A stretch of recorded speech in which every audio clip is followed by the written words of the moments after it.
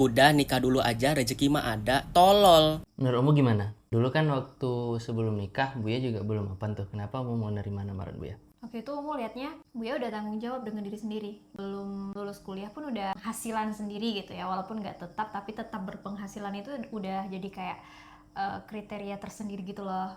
Oke nih, dia bertanggung jawab dengan diri sendiri. Lebih kurang nanti dia ke anak istrinya juga bakal seperti itu gitu loh.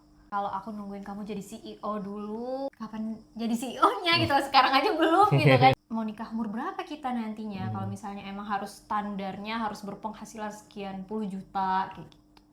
Itu menurut Umu. Kalau menurut Buya?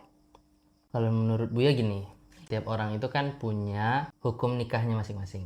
Maksudnya ada yang udah dalam kondisi sunnah, yang masih haram atau masih makruh, bahkan udah wajib tuh untuk menikah.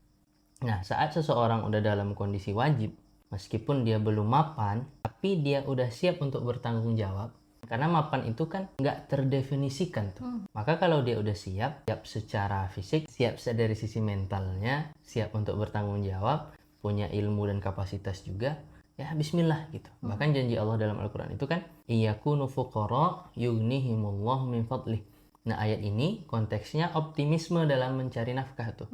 Laki diminta untuk optimis, maksimalkan ikhtiar, berusaha terus, akhirnya nanti Allah kayakan dia. Sementara ayat berikutnya, wal yasta'fifil ladzina la yajiduna nikahan hatta yughniyahumullahu min fadlih. Seolah-olah ini bertentangan nih.